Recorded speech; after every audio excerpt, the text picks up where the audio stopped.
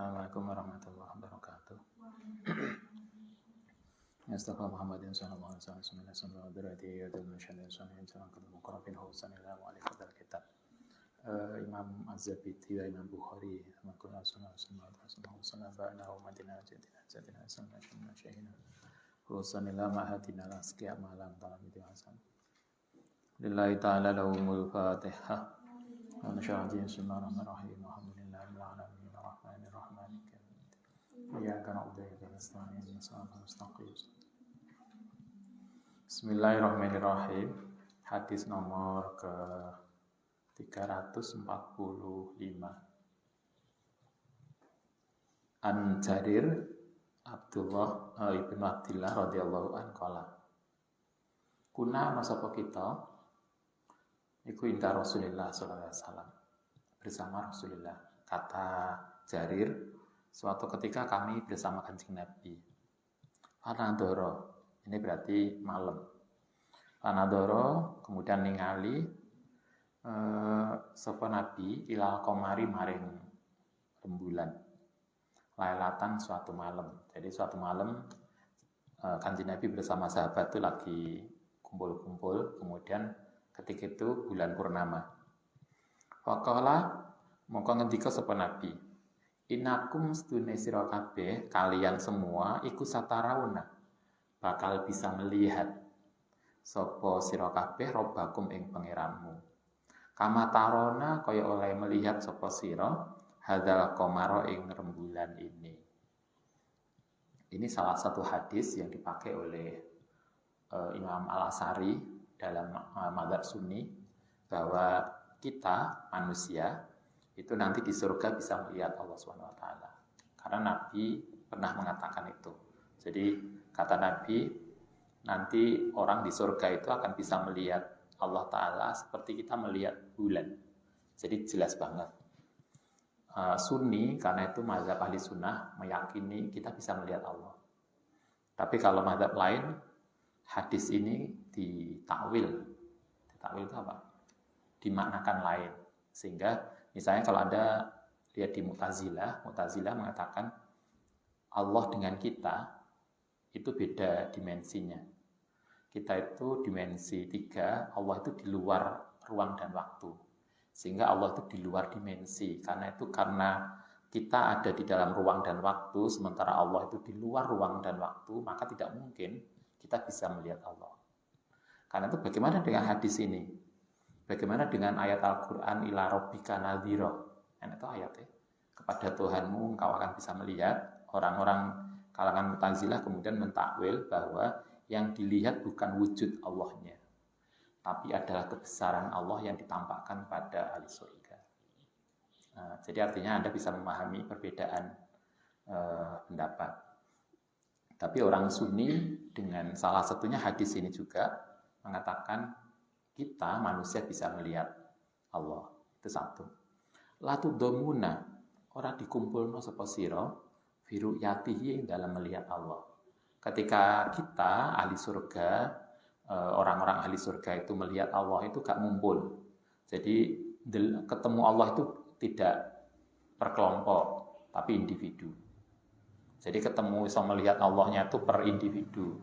Jadi tugasnya itu tugas apa kuliah? Tugas individu, bukan tugas kelompok. Kayaknya dari udah lama Ustaz nggak pernah ngasih tugas kelompok. Karena tugas kelompok itu biasanya satu kelompok 5 orang, saya ngerjakan 1. Yang lain urun kopi, urun camilan, urun nama. Kalau Ustaz udah, apakah itu S1 sampai S3 nggak pernah tugas kelompok. S1 ya nggak tugas makalah sendiri-sendiri, kemudian presentasi sendiri. Direvisi sendiri, akan kelihatan kemampuan masing-masing. Nah, di surga orang-orang akan ketemu Allah, melihat Allah itu tidak secara kelompok, tapi individu.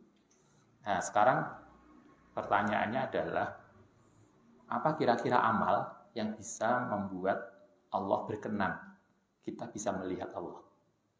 Apa amal yang membuat kita bisa ketemu Allah? Nah, Kanjeng Nabi menyampaikan ini.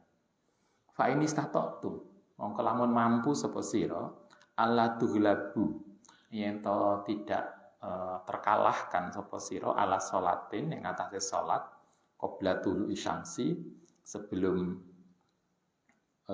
keluarnya matahari, terbitnya matahari, wa qabla ghurubiha lan sebelum terbenamnya matahari. Berarti apa ini maksudnya? Salah satu amal yang bisa membuat orang di surga itu bisa melihat Allah adalah tidak ketinggalan sholat subuh dan asar. Subuh jangan sampai padam, 5:30 baru tangi. Karena subuh kita enggak jamaah dewi. Akhirnya subuh kepadangan. Atau asarnya ketinggalan. Nabi mengatakan jangan sampai kita ketinggalan sholat qabla tulu'i syamsi, berarti sebelum matahari terbit, berarti sholat subuh. Dan qabla ghurubiha, sebelum terbenam matahari. Dua sholat ini dijaga, sebelum sholat subuh dan sholat asar. Tapi bukan berarti yang lain enggak ya. Tapi ini yang penting, di antara sholat sholat maktubah, yang penting adalah subuh dan asar.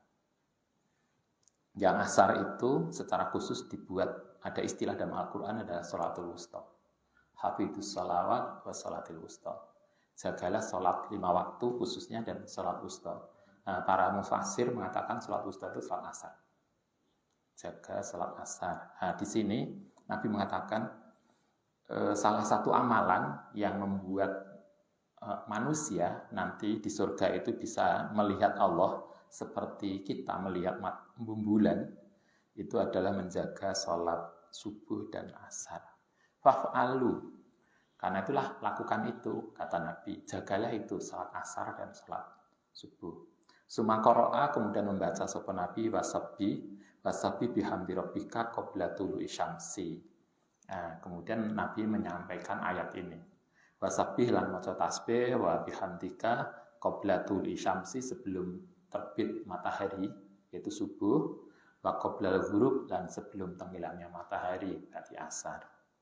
Wa Nabi Hurairah radhiyallahu anna Rasulullah sallallahu alaihi wasallam qala ya ta'aqabuna ngiringi fikum indal sira kabeh sapa malaikat bilaili ing dalam waktu malam, wa malaikat lan malaikat binahari. Kata Nabi, setiap hari itu ada 2 sip malaikat yang ngawal kita. Siapa itu? Malaikat yang Raqib Atid. Bener ya? Bukan Mungkar Nakir. Nanti lupa. Karena pelajaran SD, karena sudah merasa mahasiswa lupa. Raqib Atid. Jadi Raqib Atid itu berarti nama kelompok, bukan nama malaikat person. Karena Raqib Atid itu setiap hari sip-sipan. Sip siang, sip siang dan sip malam. Kalau di biasanya kita yang POM. Kalau di POM itu kan ini sipnya 3 kali ya. 8 jaman. 8, 16, 24. Nah, kalau malaikat sipnya lebih lama. 12 jaman. Jadi lah Anda kok sip-sipane 12 jaman. Itu padha karo malaikat. Raqib Atid. Raqib Atid itu ngawal kita, itu sip-sipannya 12 jam. Yaitu siang dan malam. Pergantian sipnya itu pagi dan sore. Subuh dan asar. Jadi kita harus tahu kapan malaikat. Tapi jangan berpikir ini anak sip-sipan pergantian sip ini mesti anak telat. Saya enggak, yang pasti tidak akan telat. Kata Kanjeng Nabi, kita itu akan dikawal oleh malaikat, 2 malaikat yang sip-sipan malam dan siang. Wa istamiuna, padha kumpul sapa malaikat fi sholatil fajri, yang dalam sholat fajar, wa sholatil asr dan sholat asar. Malaikat itu bergantian sipnya, yaitu sholat subuh dan asar. Sumaya ruju, kemudian naik sapa aladina, mana malaikat batu yang telah bersama sapa malaikat fikum dalam sira. misalnya kalau sip siang, berarti asar tadi ganti sip. Mereka akan lapor ke Allah Subhanahu wa taala. Fayasaluhum. Mongko kemudian nanya hum ing malaikat wa huwa hale utawi Allah iku alamu bihim. Tentu Allah lebih tahu, tetapi pertanyaan itu bukan mesti tidak tahu ya. Seperti yang saya sering sampaikan, ada seorang dosen bertanya, belum tentu dosen kan nggak tahu, tapi adalah untuk memberikan pengetahuan. Ada orang tua nanya, bukan berarti orang tua nggak tahu, tapi kadang untuk mendidik kita. Allah Ta'ala juga nanya ke malaikat, ya apa kabarnya mau santri Al-Asqiya tadi, waktu asar tadi ngapain? Allah pertanyaannya gini, kaifa taraktum, kaifa bagaimana taraktum ninggal sapa sira kabeh ibadi ing para hambaku. Begitu sip asar naik menghadap Allah, ditanya oleh Allah, santri Al-Asqiya tadi kamu tinggal lagi ngapain? Apa jawabannya malaikat? Hayakuluna taraknahum ninggal sapa kita hum ing mereka wahum iku yusalluna. Oh lagi sholat niki ya Allah. Bukan kok kayak tidur semua. Enggak, lagi sholat, ditinggal lagi sholat. Wa atainahu lanakani sapa kita mereka ketika paginya para malaikat pagi tadi datang, ketika kamu datang tadi pagi ngapain lagi mereka? Wa hum yusalluna. Ya Allah, ketika saya datang mereka lagi sholat. Ketika saya balik ganti sip dia lagi sholat. Itulah kenapa Anda paham ketika Nabi mengajarkan kita disuruh untuk banyak istighfar pagi dan sore. Karena kita diharap ketika malaikat ganti sip itu kita lagi istighfar. Memulai sip kita istighfar. Sehingga ketika catatan amal itu dibuka, pertama catatan amal kita lagi istighfar. Ditutup ganti sip kita istighfar. Perbanyaklah istighfar habis asar dan subuh. Karena itu kita berusaha, kenapa habis subuh kita ngaji. Semoga catatan kita setiap awal siang itu ngaji. Gak turu. Bolak-balik awal catatan tidur, akhir catatan tidur. Ini gak didelok jerone awal dan akhir tidur kabeh. Kita berharap tidak begitu. Ini sip-sipan pagi dan sore. Wa anhu lan saking Abu Hurairah radhiyallahu an qala Rasulullah sallallahu alaihi wasallam. Idza adraka nalikane nemui sapa ahadukum salah satu dari kalian sajdatan. Nah, sekarang indikator apa yang kita masih dianggap sah sholat kita? Kalau misalnya sholat itu waktu ini mepet, belalah asar itu wis karena keturun atau apapun, kemudian begitu sholat asar sebentar lagi maghrib. Kira-kira sholat kita dianggap sah, dianggap lolos, memenuhi waktu itu minimal berapa? Kata Nabi, sajdatan min sholatil asri, minimal 1 rakaat. Jadi minimal 1 rakaat kita itu ada di dalam waktu asar, itu dianggap masih sholat asar. Tentu dengan catatan merah. Ya, tapi artinya ketika Anda, naudzubillah, jangan sampai Allahu Akbar asar begitu naik rakaat kedua adzan maghrib. Nah, itu berarti kita masih dianggap masuk asar. Tapi jangan ditiru. Ini hanya batas minimal. Sama dengan Anda yang laki-laki yang di rumah. Apa indikator batasan minimal kita dianggap Jumatan? Jadi kalau laki-laki ikut Jumatan, batas minimal kita dianggap Jumatan adalah kita bersama imam minimal 1 rakaat. Kalau oleh ma'had biasanya Allah Akbar, tuku. Begitu ketemu imam tahiyat akhir, maka berarti kita sudah dianggap tidak ikut Jumatan, sehingga harus ganti salat zuhur. Minimal itu 1 rakaat. Itu tentu pendapat yang paling murah. Di sini kan Nabi juga gitu. Siapa yang sholat asar minimal 1 rakaat qabla antagruba, sebelum tenggelam apa syamsu matahari, ya falyutimma, mongko selesaikan salat tahu. Berarti dianggap salat asar. Minimal 1 rakaat. Faida adraka, nalikane nemui sapa seseorang sajidatan ing 1 rakaat min salati subhi, saking salat subuh. Begitu juga salat subuh. Begitu salat subuh lagi 1 rakaat, matahari sudah keluar, qabla antatul asyamsu ya falyutim, mongko nyempurnakan salat tahu. Maka masih dianggap ikut subuh. Itu minimal, tapi jangan sampai kemudian kita begitu. Wa an Abdullah bin Umar radhiyallahu anhu annahu sami'a, mendengar sapa Abdullah bin Umar Rasulullah sallallahu alaihi wasallam yaqul, innama baqaukum, utawi satemene utawi bagian kita, fima ing dalam barang salah kakang wis lewat qablakum ing sebelum kita, minal umami saking para umat, iku kama baina salatil asri. Kita, posisi kita, ibadah-ibadah kita dibanding ibadah umat terdahulu itu diumpamakan kayak sehari.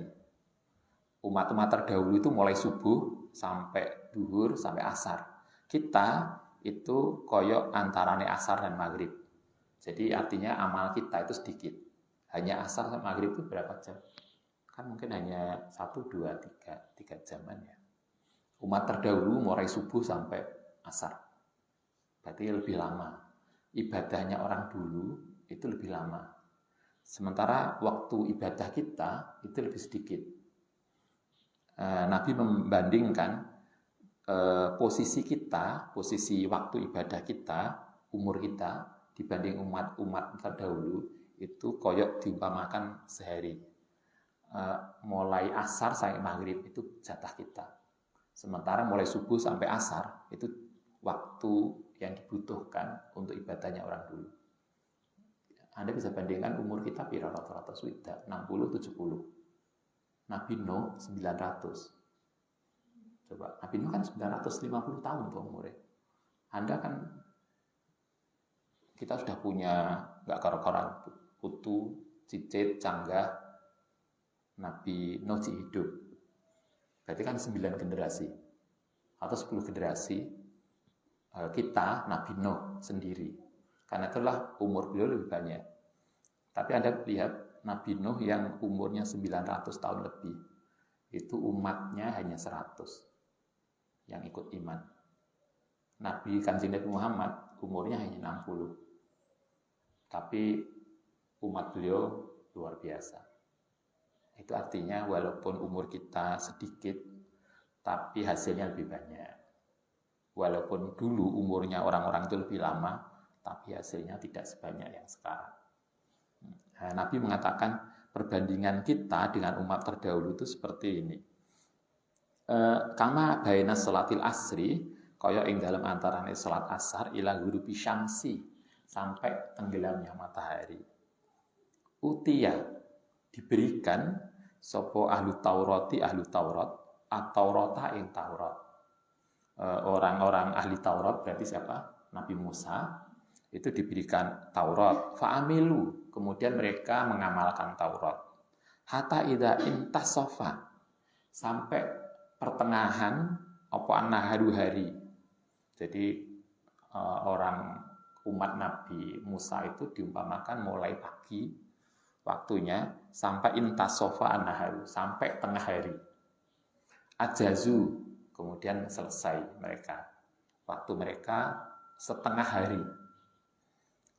Tapi pahalanya piro? Fa'utu. Kemudian diberikan sapa ahli Taurat kiroton, sak kirot. Satu kirot. Mereka, Anda bisa bayangkan, mereka ibadahnya setengah hari. Pahalanya cuma satu. Padahal lebih lama toh, 12 jam, 6 jam. Dikasih pahala satu-satu. Suma utia. Kemudian dikasih sapa ahlul Injil, orang-orang yang memegang Injil, berarti Nabi Isa, al-Injila ing Injil, fa'amilu, kemudian melakukan sapa mereka ila salatil asri. Orang Injil kan nggak lama. Dari tengah hari zuhur sampai waktu asar. Berarti waktu mereka berapa? 3 jam. Selisih Nabi Isa dengan Nabi Muhammad juga nggak banyak toh. 570 tahun. Jadi lebih lama sekarang. Mereka dikasih waktu berarti 1/4 hari. Mulai zuhur sampai asar. Suma ajazu, setelah itu selesai. Karena kemudian datang Kanjeng Nabi. Fa'utu, kemudian dikasih pahala sapa mereka kiroton, 1 kirot. Mereka ternyata lebih bagus Masian. Pahalanya sama, tapi waktunya lebih pendek. Nabi Musa itu setengah hari, mulai pagi sampai zuhur. Tapi pahalanya 1. Umat Nabi Injil, umatnya Nabi Isa yang dikasih Injil, itu mulai tengah hari sampai asar. Berarti mereka separuh dari waktu yang dibutuhkan oleh Nabi Musa. Pahalanya sama, tapi waktunya lebih kecil. Nah, sekarang Kanjeng Nabi, summa utina, kemudian dikasih sapa kita Al-Qur'an ing Qur'an. Fa'amilna, mongko nglakoni sapa kita ila ghurubi syamsi. Nah, kita kata Nabi itu kemudian dikasih Quran. Waktu yang kita butuhkan mulai kapan? Mulai asar sampai maghrib. Jadi waktu yang dibutuhkan untuk ibadahnya umat Nabi Muhammad itu sama dengan yang diberikan waktunya kepada Injil, yaitu 1/4 hari. Tetapi fa'utina, monggo dikasih sapa kita kirota ini. Tapi umat Islam dikasih 2 pahala.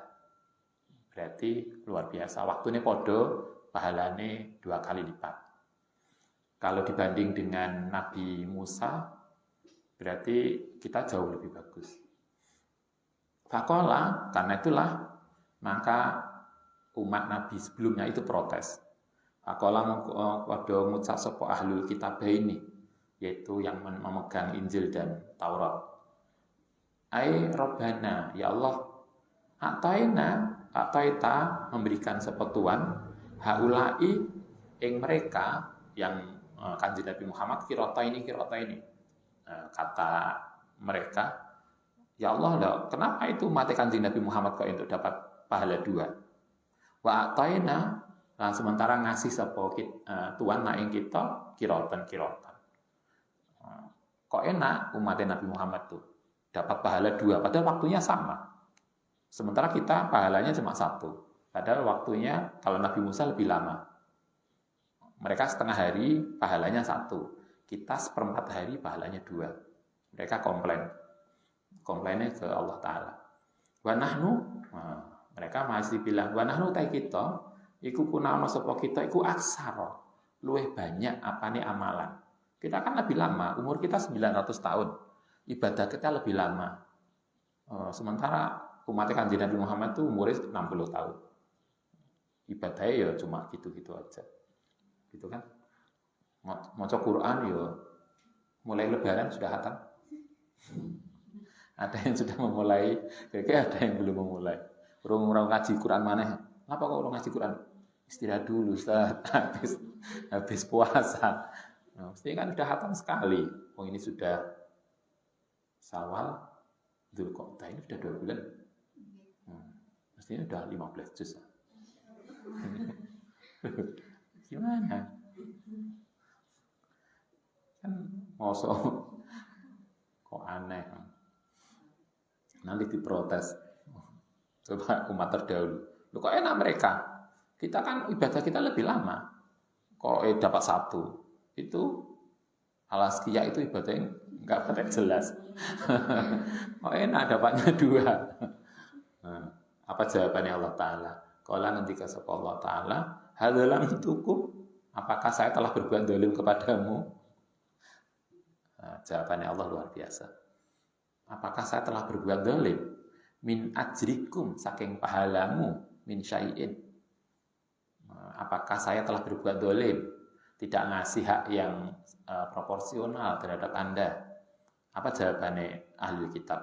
Qalu la boten. Jenengan adil. Ya sudah kalau gitu.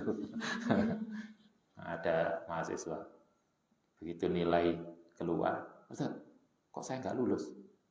Terus menurutmu kenapa kamu nggak lulus? Saya nggak ikut UTS. Ya sudah, kan udah tahu kalau nggak lulus karena UTS, ngapain kamu kesini? Kan udah tahu, kan udah selesai. Kan udah ditanya, kenapa kamu nggak lulus? Iya, saya nggak ikut UTS. Ya sudah, terus nggak mau ngapain lagi? Sama dengan ini, kata Allah, apakah saya telah berbuat zalim? Buatan. Ya sudah, ya nggak ada masalah. Umat Kanjeng Nabi untuk 2, walaupun hanya 1/4 hari, kamu dapat 1 walaupun setengah hari, kamu merasa nggak ada masalah. Ya sudah. Coba luar biasa logika yang dia pakai, logika yang diajarkan. Kola, ya sudah. Karena itu Allah Ta'ala bahwa fadli. Yo, kalau kamu menyadari saya tidak dolim, ya sudah. Itulah fadli, keutamaan atau fadlku utihi yang memberikan sapa ingsun bu ing fadli man ing wong asya.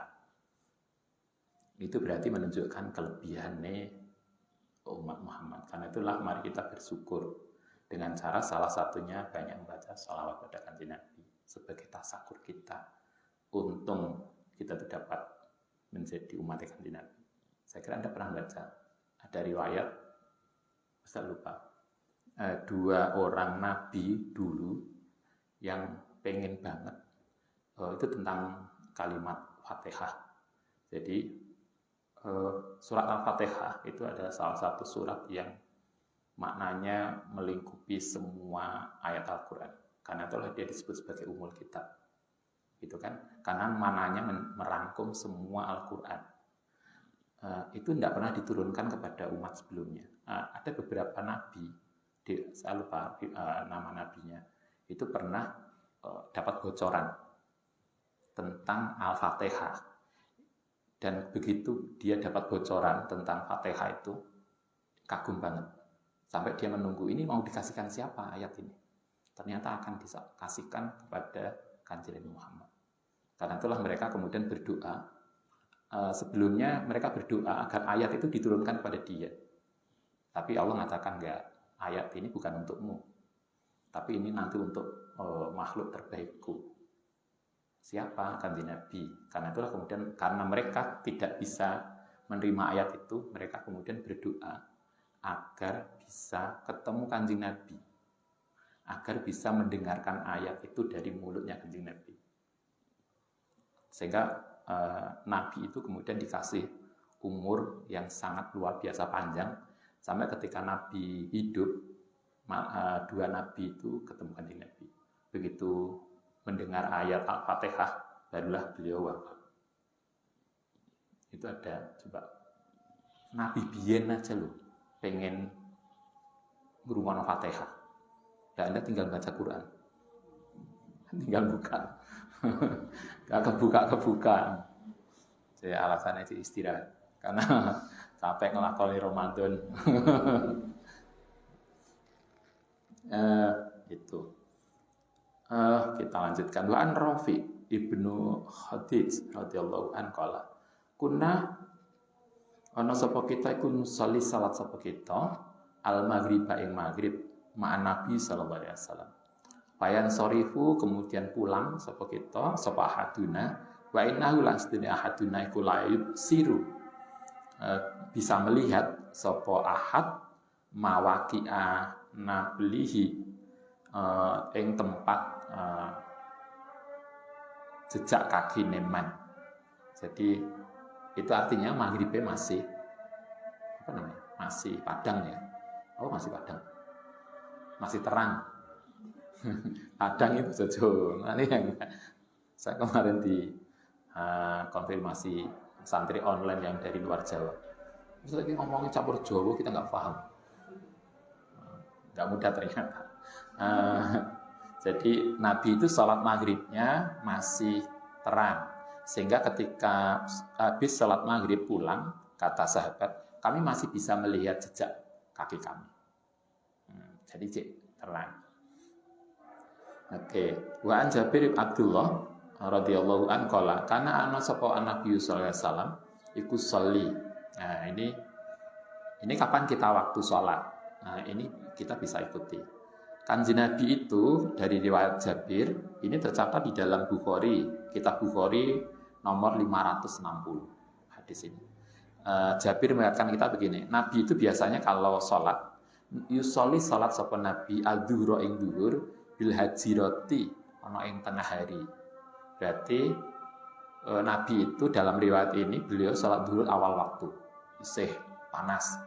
Ini berbeda dengan riwayat yang lain yang kemarin. Nabi ngajak sahabat sholat duhur itu agak dingin, tidak tengah hari, sekitar jam 2. Berarti kita boleh sholat duhur setengah 12. Jadi adzan duhur maksudnya bukan setengah 12 ya. Adzan duhur kemudian langsung masuk waktu duhur, adzan langsung sholat boleh. Nabi melakukan itu. Model kedua, duhur agak ditunda sebentar sehingga suasananya agak dingin. Jadi ada dua versi, awal waktu atau menunda agak dingin. Kita biasanya yang banyak di awal waktu. Tapi Anda juga harus ingat, kalau ada orang kemudian duhur jam 2, itu bukan salah. Karena hadisnya juga ada. Sehingga pondok-pondok salaf itu ada yang ngajak duhur itu mendekati asar. Jam 2-an sudah enggak begitu panas. Kalau di Malang mungkin enggak ada masalah ya. Setengah 12, jam 12 enggak masalah. Tapi kalau di pesisir, Duro, bagian pesisir, ketika Ustaz sowan ke Allah Yarham Mbah Mun, sarang itu kan panasnya luar biasa. Duhur jam 12 itu kerasa banget panasnya. Di Malang jam 12 juga si rumahnya adus. Santri rumah mandi. Nah, karena dingin. Jadi tidak masalah, tetapi itu artinya kembali sekali lagi hadis ini mengajarkan Nabi sholat duhur awal waktu, tengah hari. Hadis lain Nabi ngajak kita sholat duhur menunggu panasnya turun. Itu mungkin konteksnya berbeda ya. Mungkin ini konteksnya ketika Madinah musim dingin sehingga nggak begitu panas. Tapi ketika luar biasa panas, maka boleh kita sholat duhur agak diundur. Yang penting tidak keluar sholat duhur. Maksudnya penting masih waktunya.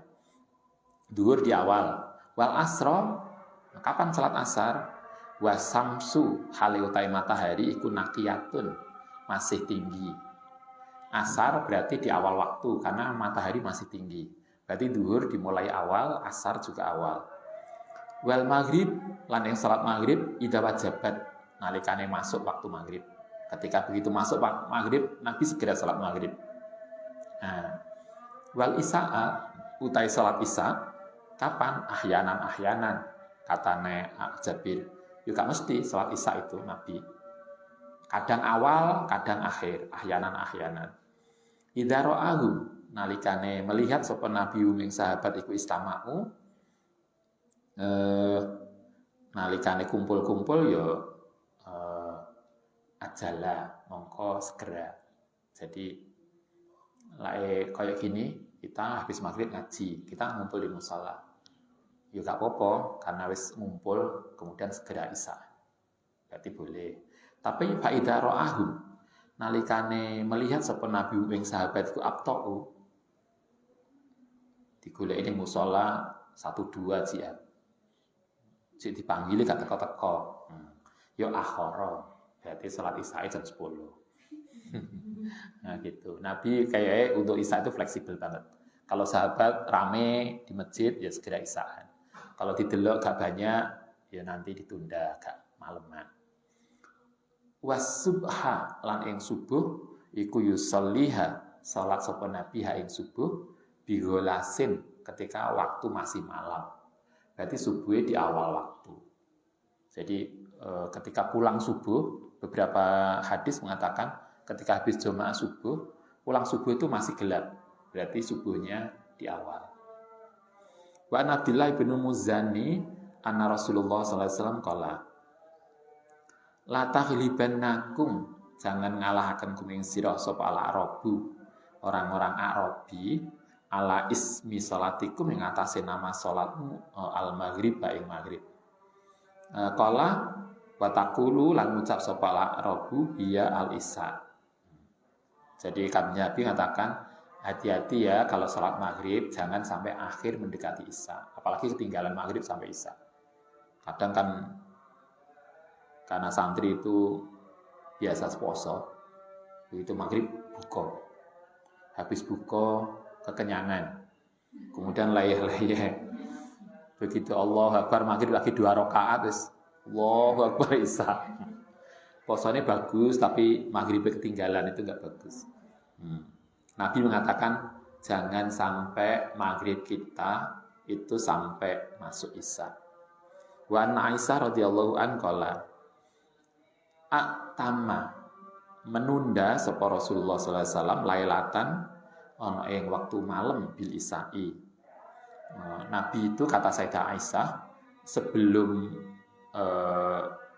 Islam semakin sebar itu Nabi biasanya sholat isya itu malam. Jadi gak di awal begini, tapi agak malam. Lailatan waktu malam bil isya'i. Wadhalika ini kata Sayyidah Aisyah itu terjadi qabla an yaffusa ayafsuwa sebelum yang tersebar opala Islam. Falam yahruj mongko tidak akan keluar sapa Nabi hatta qala kemudian sampai mengucap sapa Umar nama wis tidur sapa anisa'u mak-mak wasibyanu lan anak-anak sampai nunggu isyae Nabi mak-mak itu wis keturun anak-anak udah tidur. Berarti benar sekitar jam 10-an. Jam 9, jam 10. Nabi baru isya. Karena kasus itulah di mana banyak mak-mak itu keturun, anak-anak tidur, maka kemudian Nabi isyanya maju. Awalnya Anda masih ingat hadis kemarin, isya Nabi itu setelah sepertiga malam pertama, yaitu berarti sekitar jam 9, jam 10.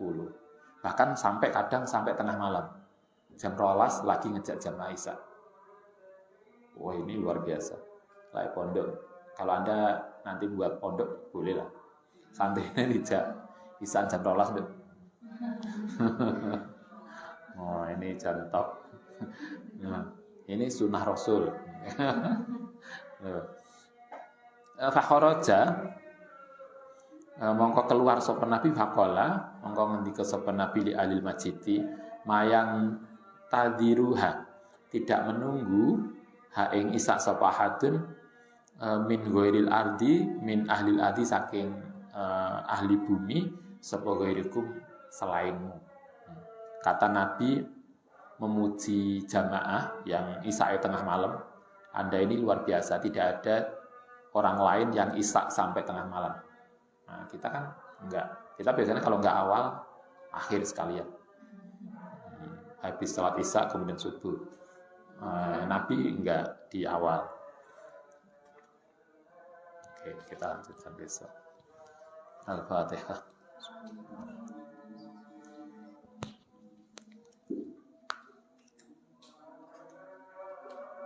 Rabbana fa'na bima 'allamtana wa bi'allimna ladzi fa'na fakihna wa fakih ahlana wa qarrabana ya tayyibina rabbana fa'na bima 'allamtana wa bi'allimna ladzi fa'na wa fakihna wa fakih ahlana wa qarrabana.